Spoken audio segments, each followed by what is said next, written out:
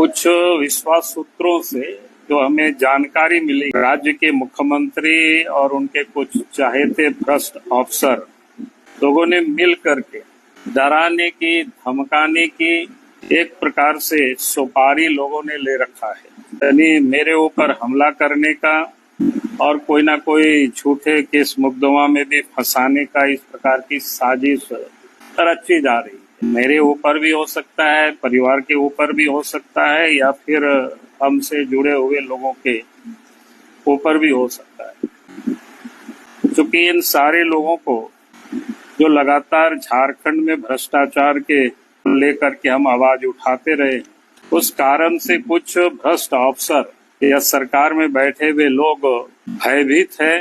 क्योंकि आप सबको ध्यान में है कि लगातार भ्रष्टाचार के विरोध में हम आवाज उठाते रहे, चाहे वो शराब घोटाले का मामला हो, चाहे बालू माफिया का हो, पत्थर माफिया का हो, जमीन का हो, या कोयला या पत्थर की अवैध खनन जो होता है संगठित रूप से, उसका भी विरोध लगातार हम आवाज उठाते रहते हैं। फिर जेएससीसी हो, जीपीएससी हो, जैसे जितनी भी महत्वपूर्ण जो इस राज्य में घोटाला हुआ, चाहे वो ग्रामीण क्षेत्रों में जो योजनाएं हो जिसका लगातार ये जो लूट जारी रहता है, उसके विरोध में हम आवाज उठाते रहे।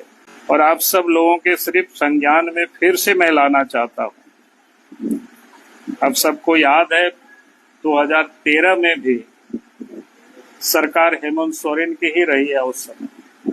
उस समय भी दुमका के शिकारीपाड़ा क्षेत्र के उग्रवादियों को सुपारी दिया गया था, और उसके बाद हमने जब उस बात का राज उद्घाटन किया था इसी प्रकार के प्रेस के सामने, फिर अखबारों में छपा। उस समय झारखंड में भी यूपीए गठबंधन की सरकार थी और केंद्र में भी यूपीए गठबंधन की सरकार थी।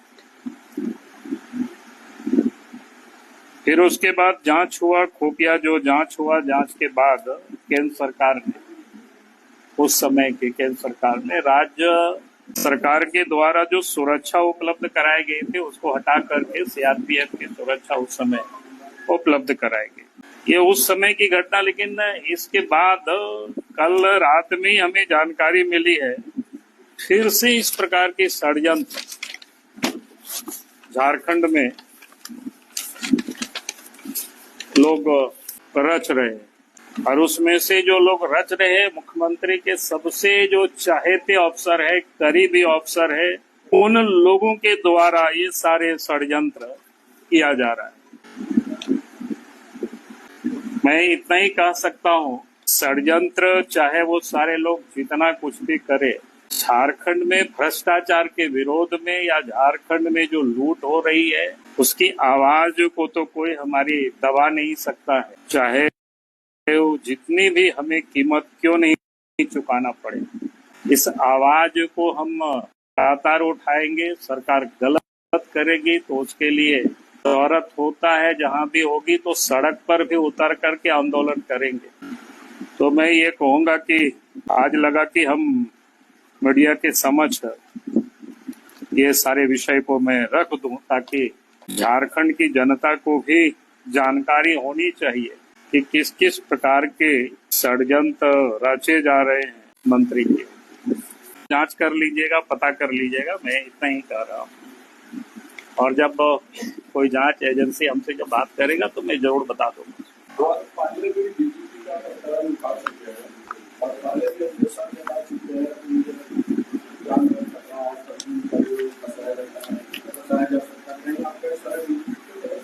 नहीं, मैंने कहा कि जो जांच एजेंसी जांच करेगी तो उस समय भी मैंने बातें को उठाया था, और मैंने कहा था अगर कोई सेंट्रल एजेंसी हमसे जब बात करेगी तो मैं बता दूंगा।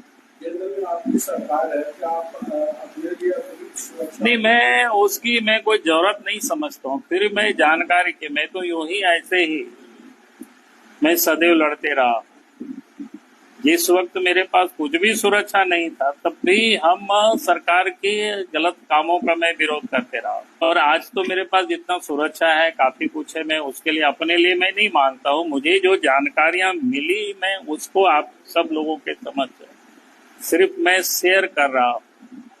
ताकि मुझे लगा कि कोई बात को सुन करके यूं ही रख लेना, चुप रह जाना, वो ठीक नहीं है। जैसे मैंने आपको बताया 2013 में भी इस प्रकार की सूचना मिली थी। और आप सब लोगों की जानकारी के लिए आपने देखा होगा कि जब कोई भी हमें जानकारी मिलती है, और हम सरकार को भी पत्र लिखते रहे, तो आपने देखा होगा कि जिस पत्र को जब मैंने लिखा तो 1 साल या 2 साल के बाद वो पत्र की सत्यता आप सबको दिखाई पड़ा। आप साहेबगंज की घटना याद करिए, को लेकर के 2022 में ही हमने मुख्यमंत्री को पत्र लिखा था। मैंने कहा था कि भाई ये घोटाला हो रहा है, इन एजेंसियों को काम देने के लिए फिर से टेंडर किया गया, और सब वही सब चीजें हुआ। कोई ऐसा नहीं है कि हम हवा में बात करते हैं।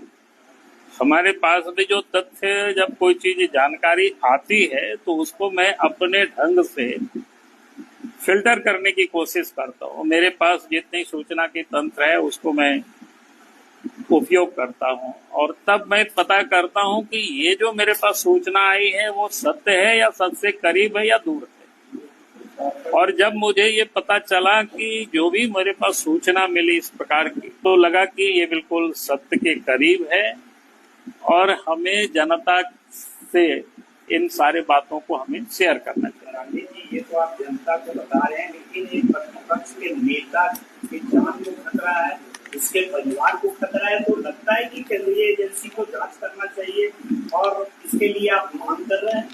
नहीं, मैं जांच के लिए मैं मांग नहीं कर रहा हूँ, मैंने तो सिर्फ जानकारी दे रहा हूँ, क्योंकि मेरे पास सुरक्षा तो पर्याप्त, मैं उसको मैं कमी ये नहीं कर। हमने कहा कि वो जांच करना जिसका काम है वो जांच करेगा, लेकिन जांच करने के लिए मैं नहीं कर रहा, मैं जनता को सिर्फ बता रहा हूँ कि भाई ये चल रही है इस प्रकार की। जो भी जनता की आवाज उठाएंगे, उस आवाज को दबाने के लिए लोग सुपारी तक दे रहे हैं।